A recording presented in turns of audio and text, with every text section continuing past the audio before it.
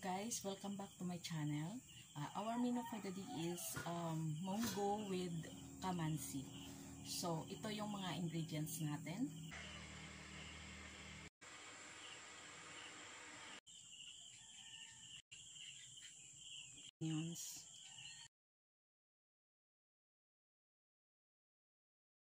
So, yung unang gagawin ko guys is magpakulo muna ako ng tubig.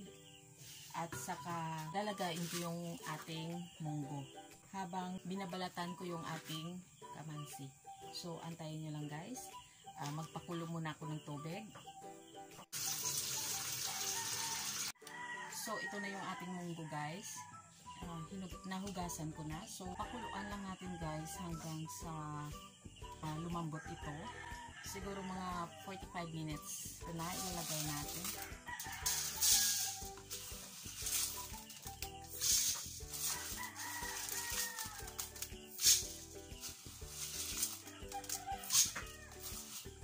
Pwede rin na pakuluan nyo muna yung tubig at saka ilalagay yung munggo.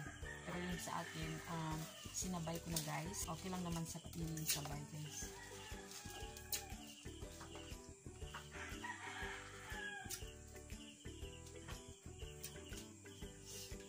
So, apoyan lang natin.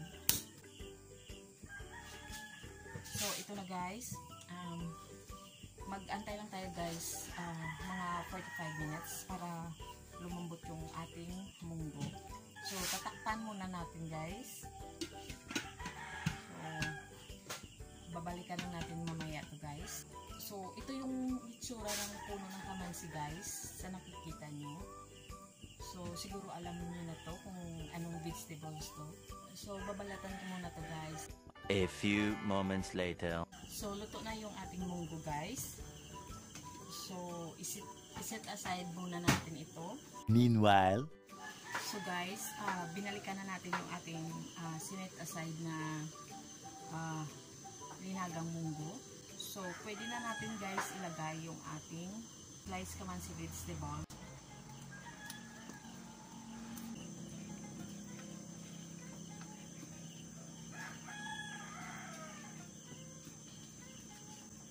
Siguro guys, kapag maluto to, mga 10 to 15 serve na to guys.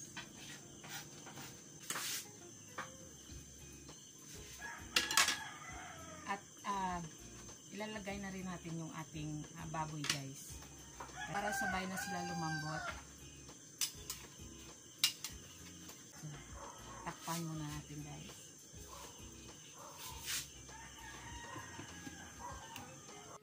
So guys, kumulo na yung ating mixture. Pwede na natin ilagay yung ating pampalasa. So, ilalagay na natin yung ating asin. Ito yung ating asin guys. At syempre, hindi mawawala yung ating pampalasa.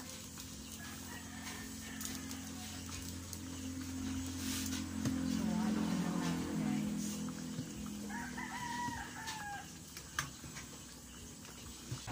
Maya-maya guys, luto na yung ating kamansi vegetable. So, saka na natin ilalagay yung iba pa nating mga ingredients or mga spices. So, takpan muna natin ulit ito. So, pwede na natin guys ilagay yung ating mga iba pang mga spices. Kagaya ng tomato at yung ating onions. So, ito lang muna yung ilalagay natin guys. Haluin lang natin. At pakuluan ulit.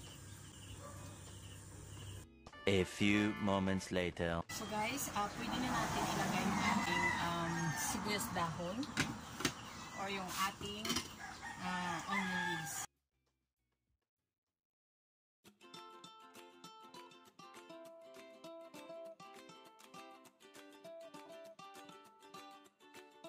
So guys, pagkatapos nito, ang last natin na ilalagay ay ang ating coconut milk or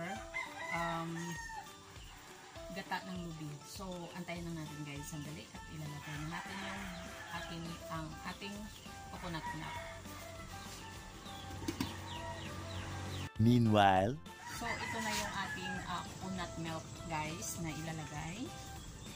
So, dapat last to guys at hindi mo siya pakuluan masyado.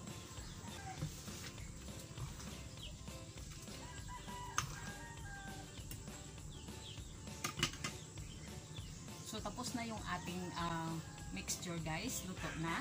At pwede na ma-serve to. So, see you next vlog guys. And God bless. Please don't forget to subscribe my channel and like and share. And see you next time guys. Bye.